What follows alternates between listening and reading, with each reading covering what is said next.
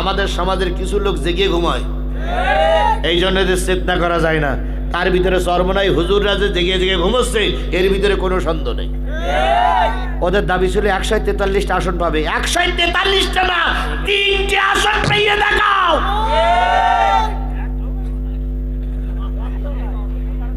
সেদিন যদি ওরা চরমনাই হুজুররা, ভাই বিশ্বাস করুন ভাই, যদি চরমনাই হুজুররা জামাতের সঙ্গে থাকতো এটা সম্মানজনক আসন পাইতো, কিন্তু তা না করি 143টা পাবে। 143 এ গ্রেডে ছিল ওরা, 143টা 43ও বলতে পারে না, স্কুল গেল কিনা আল্লাহই ভালো জানে।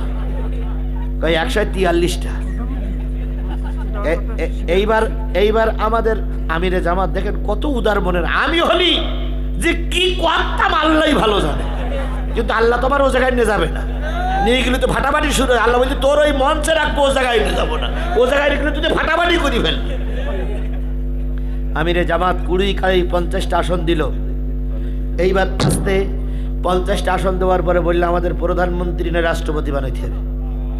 চিন্তা করেন, কুজো চাই সোজা হই সুতি।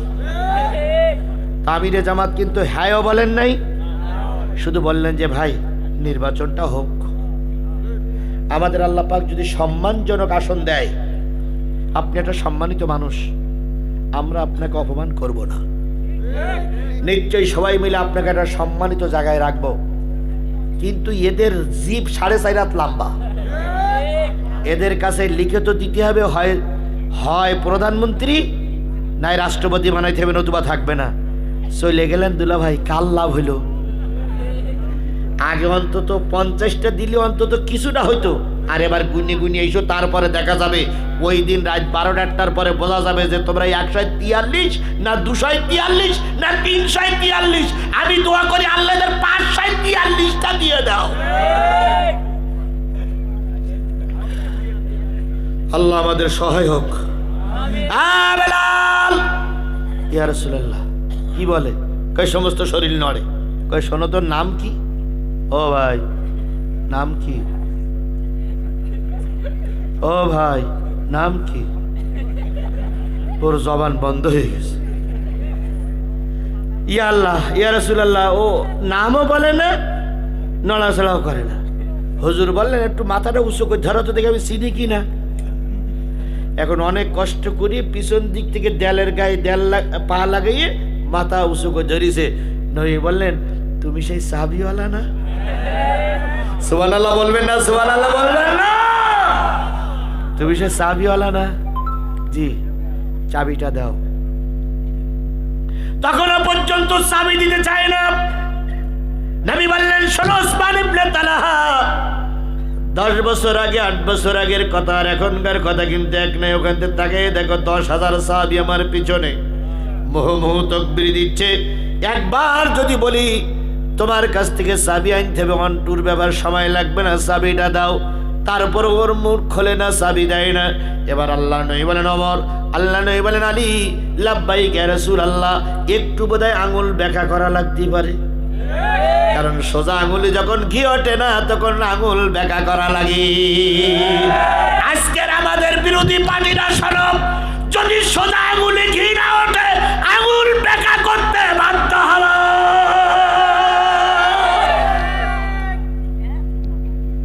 উকিল সাহেব আপনি থাকেন আপনার জায়গায়, আপনার দায়িত্ব জেরা করা, আর আঙুল সোজা করবো কি ব্যাখ্যা করবো ও দায়িত্ব আমাদের জনগণের। কথা বলেন ঠিক না বেঠিক? সবসময় উকিলের ডিসিশনে চলতে গেলে হয় না, মাঝে মাঝে নিজেদের একটু ডিসিশন নিতে হয়। উকিল বলবে মারিসতে মারিসতে তারির ভিতরে মারা হয়ে যাবে, নেতারা বলবে ধরিসতে ধরিতে তারির ভিতরে ধরা হয়ে যাবে, হুজুর বলবে মারিসতে মারিসতে তারির ভিতর 3 থাবা মারা হয়ে যাবে। আমি তো সব জায়গায় ঠিক কই, তা বেঠিক কই কোন জায়গায়? আর ঠিক কই এই কারণে তো আমার পালাইতে হয়, আর বলার লাগবে না। এখন চাবি কি দিবা? তখন কিছু কয় না, ওমর একটু যাওয়া লাগে। তখন ওমর বলছে এই আমার দিকে দেখা, আমার দিকে দেখা, আমারে চেনস? এই আমারে চেনস? মোর বাড়ি বরিশাল, আমার বাপ চকিদার, আমার দাদা দোপাদার এরকম একটা ডাইলগ উঠেছিল না একশো যুবক দেখবো, কিন্তু চাবিওয়ালা শুনেও শোনে না। এরপরে বেলাল বললেন, ইয়া রাসূলুল্লাহ কি করব? নবী বললেন, বেলাল আজান দাও। 8 বছর আগে ওরা চাবি দেয়নি, ঢুকতে দেয়নি, এখন কাবার চত্বরে আসছে, কেউ বাধা দেয়নি, এখন আজান দাও, এখন নামাজ শুরু হবে। এবার বেলাল বলেন, ইয়া রাসূলুল্লাহ আজানটা কাবার ভিতরে দেব না বাইরে দেব? নবী বললেন, আজানটা কাবার ভিতরে দিলে ভালো হয়। ইয়া রাসূলুল্লাহ তালা মারা। নবীজি বললেন, তালা কি খোলার কোনো লাইন নেই? কয় না, চাবি টাবি নাই। নবীজি বলেন, যদি চাবি না থাকে তাহলে তালা জোর করে খুলো না। বলুন তো হযরত আলী রাদিয়াল্লাহু তাআলা ওই 10,000-এর ভিতরে আছে না নাই? হযরত ওমর ওই 10,000-এর ভিতরে আছে না নাই? এরা যদি একবার চাবি ধরে তালা ধরে টান দেয়,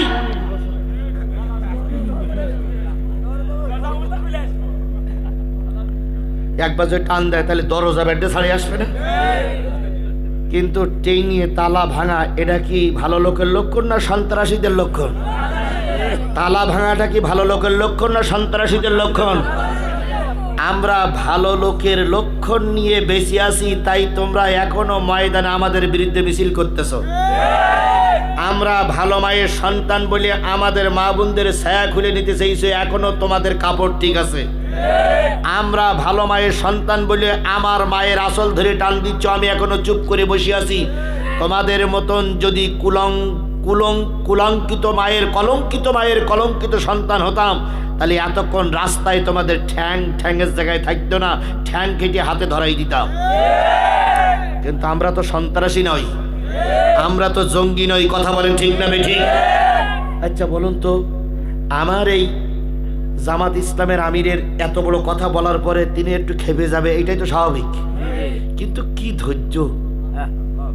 একবারও খেপেন নাই, একবারও খেপেন নাই। শুধু তিনি একটুখানি বলেছেন, আমার টুইটার অ্যাকাউন্ট হ্যাক করে কুরুচিপূর্ণ পোস্ট করেছে। যারা মায়েদের সম্মান করে না তারা এখন মিছিল করছে, যারা মায়েদের ইজ্জত রক্ষা করে না তারা এখন কি করছে? মিছিল করছে। এবার দেখেন, ইতর শ্রেণী ছাড়া, ওনার একটা ভাষা, এই ভাষাটা উনি প্রায় বলেন, ইতর শ্রেণী না হলে কেউ এ কাজ করতে পারে না।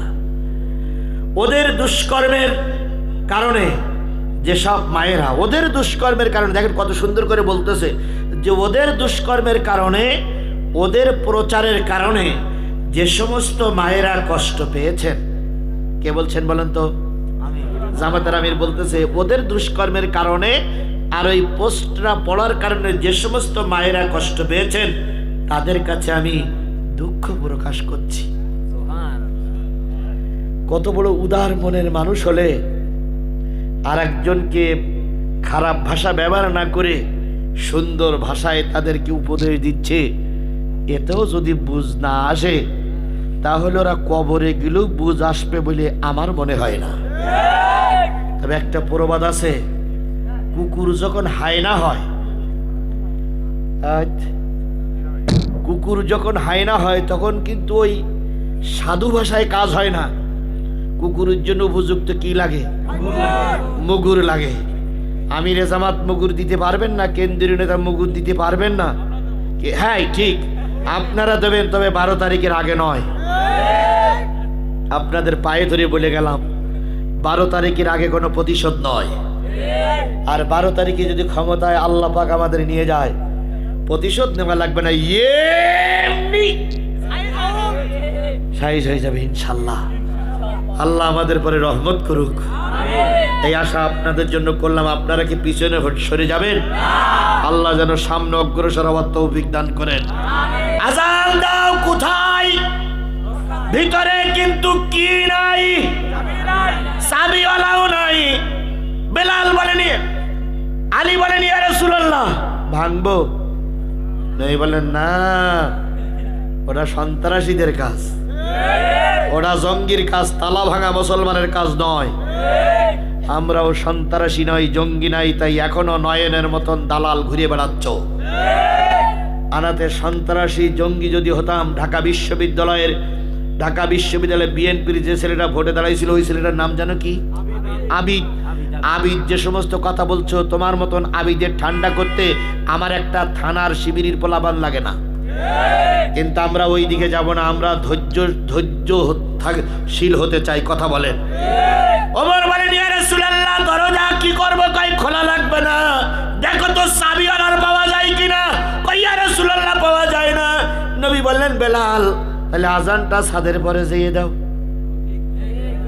আজানটা কোথায় দাও? যাতে করে 10,000 সাহাবীর কানে পৌঁছায় যায়। বেলাল ছাদের পরে উঠলেন। কিভাবে উঠেছিলেন সেটা আমি তাফসিরে পাইনি।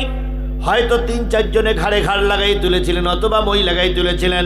কাবার ছাদের পরে উঠে বেলাল উঠে আজান দিচ্ছে, আল্লাহু আকবার, আল্লাহু আকবার, আল্লাহু আকবার, আল্লাহু আকবার, আশহাদু আল্লা ইলাহা ইল্লাল্লাহ,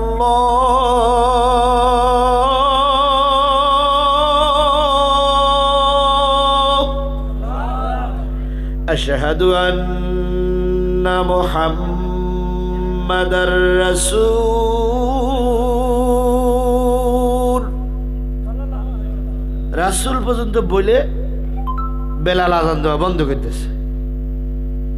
কিরে বেলাল, স্টক করলো? আজান বন্ধ হইলো কেন? বেলালের একটা সুন্নত ছিল, আশহাদু আন্না মুহাম্মাদুর রাসূলুল্লাহ বলতেন আর আঙুল দিয়ে দেখাই দিতেন, আশহাদু আন্না মুহাম্মাদুর রাসূলুল্লাহ। আজানও দিতেন, দেখাইও দিতেন, এই হল আল্লাহর রাসূল। এই দিন বেলাল আর আজান দিচ্ছে, কিন্তু আশহাদু আন্না মুহাম্মাদুর রাসূলুল্লাহ বলতে যেয়ে যেই না নবীর দিকে তাকাইছে, সেই তাকাই দেখে ছাদের পরে একটা লোক ঘুট হয়ে শুয়ে আছে। বেলাল, কি হইলো? আজান অর্ধেক হইলো, আর অর্ধেক? কই ইয়া রাসূলুল্লাহ, আজান তো ফুল দিতে চেয়েছিলাম, কিন্তু এক লোক শুয়ে আছে। তো নবী বলতেছে, আচ্ছা আজান পরে দিয়ে কেন? ওই লোকটার নাম পরিচয় শোনো তো। এখন যেই বলতে, ও ভাই, ও ভাই, ও ভাই, সমস্ত শরীর নড়ে, কিন্তু ও নড়ে না। ও চোখও বন্ধ, চোখও খোলে না, কিছু বলেই না। ও ভাই, শোনো না কেন? শোনে না। আচ্ছা বলুন তো, যে ভাইটারে ডাকতেছে ও কি আসলে জেগে ঘুমোচ্ছে না অরিজিনাল ঘুমোচ্ছে? ও জেগে ঘুমোচ্ছে, এই জন্য জেগে ঘুমোচ্ছে বলে চেতনা করা যাচ্ছে না।